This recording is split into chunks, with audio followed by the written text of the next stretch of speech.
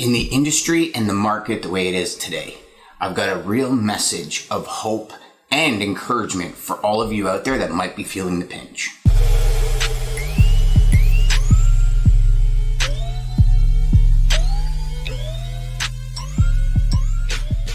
Hey everybody, welcome back to the Logistics Life. And I know this podcast is a lot of the time meant to inspire you, to give you really cool sales strategies and different tools, tactics, workflows, and stuff to really help your business.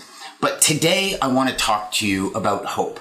I want to talk to you about inspiration because I'm feeling and seeing more and more. There's more layoffs. There's more people that I'm connecting with that are saying, Dan, I am trying everything in my power to find a job and I just can't find one anywhere. There's a lot of doom and gloom in the industry, and I wanted to bring you a message of hope. So the message of hope is from one of my favorite books of all time, from one of my mentors. It's been a mentor of mine for almost a decade now, Brendon Burchard. The Motivation Manifesto. If you don't have this book, I've literally in my lifetime probably bought 15 copies of this and given it to people because it's so inspirational. Now, this isn't a, personal development, hokey rose-colored glasses session. It's not one of those books either. This is real positive motivation that really strikes at our soul, really gives us hope and feeling, right? Because I think, especially at this point in time, for all of you out there that might be feeling that disaster in your soul, that might be feeling the challenges, the issues, the heartache. I mean, I'm not discounting any of that. Trust me, after what I've lived through over the past couple of years, I understand what happens up here when things go wrong. I understand what happens up here when it's difficult to pay bills. I understand what happens up here when things aren't going right and the market's down and your lifestyle that you're accustomed to gets put in such jeopardy. I understand that more than most people will ever understand it. So that's not what this message is about. This message is to tell you that regardless of where you're at, it's always look up. Always try and be more, do more, and achieve more. And really, I mean, part of what I'm seeing these days and part of what I also see in my own life is now more than ever, it's about velocity. It's about getting more done in less time. But not only that, focusing on those needle movers, focusing on the pieces of the puzzle that we can actually control, right? Tony Robbins said it once. He said, I forget where I heard it, but I heard him say, probably on YouTube if I had to guess. He said, here's the thing when it comes to life. There's two ways to go about it. One is, if we can control things, then we do everything in our power to control it. So we should try not to let us stress us out. If we can't control it and it's put to the universe, it will be what it is. So we can't control that either. So in understanding that, I want to read you this passage, which is literally on like the first page of this book, because I think it is so critical in the moment that we're facing right now, specifically in our industry. So it says, there's comes a time in our lives of those destined for greatness when we must stand before the mirror of meaning and ask, why having been endowed with the courageous heart of a lion, do we live like mice? We must look squarely into our own tired eyes and examine why we waste so much time sniffing at every distraction, why we cower at the thought of revealing our true selves to the world, why we scurry so quickly from conflict, and why we consent to play small. So think about that for a second. We've been endowed with the heart of a lion. Why do we play and live like mice? And again, I'm not discounting what some of you are going through right now. I'm really not. I'm having more and more conversations with people where they're getting to the end of the runway. That what they've done, what they've been able to secure, what they've been able to save is running out. I understand that. I understand that more than most. For 2 years, I basically had no income and I had to live off savings and stuff. this is just what I had to do. I had to deal with it, but I had to think of ways. I had to start really developing and focusing on what matters. And I can tell you one thing in my day, as I would go through my day, and I think of pre and post, right?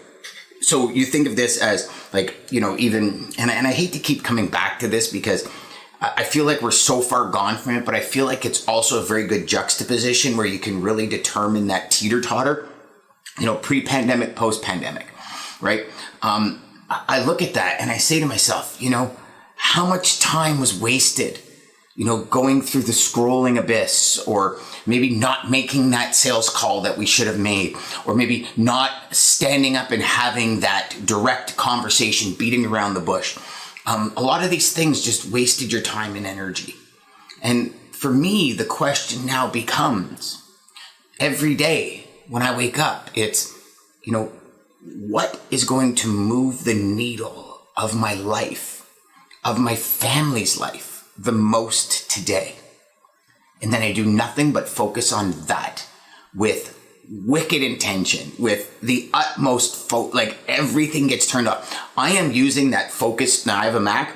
I'm using that focus tool on my Mac more than ever now, because I literally eliminate all distractions to really get that done.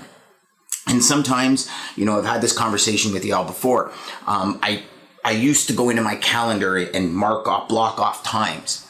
Now I've completely reversed the strategy. And, lawyers have had this strategy for decades. I mean, ever since I can remember, ever since I had my first meeting with a lawyer, I remember asking them, how do you plan your day? And he says, well, I obviously bill for my time. So when I'm billing for my time, I got to be very specific about how long I last. And he goes, and I can't just arbitrarily use up more time than it should take. He goes, so I don't plan my day. I go in and I start with the first thing. At the end of the first thing, I mark how much time it's been. And, for decades, I never operated like that. For decades, I just had this, I'm going to take an hour to do that. And then all of a sudden I found that after that hour, it was like I took an hour and a half to do it. And then all of a sudden it's that, that immediate feeling, I'm behind. And so, for me, it was that. It was focusing, okay, how do I reschedule myself so I don't get that anxiety, that feeling of being behind all the time? There's one.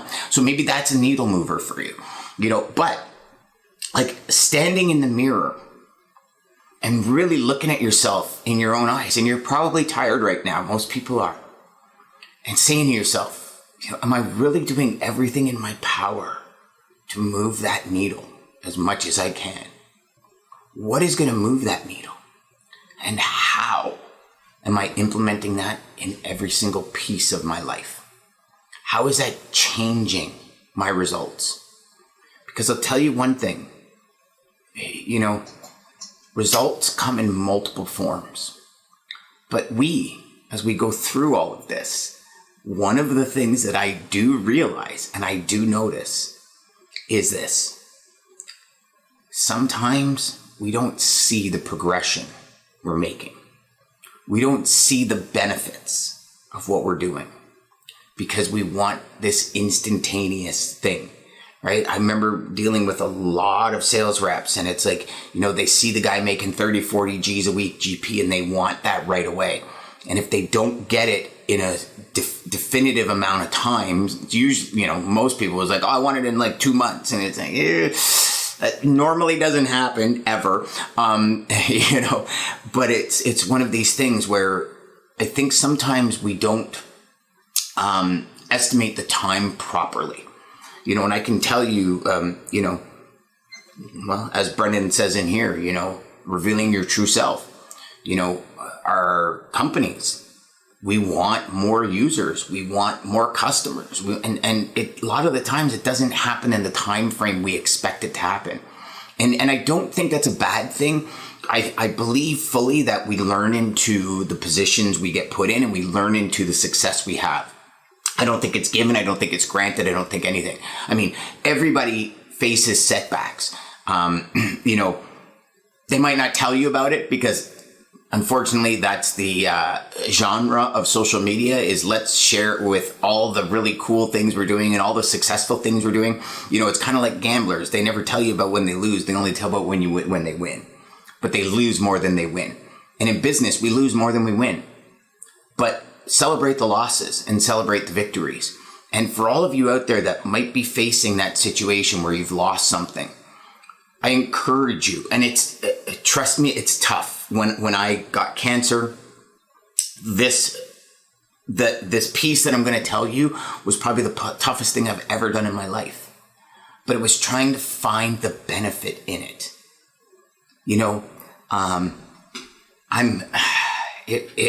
It was the toughest thing I ever did. Why? What was the benefit of going through what I went through? Why would there ever be a benefit in it? What did it teach me? And some days I lose track of that.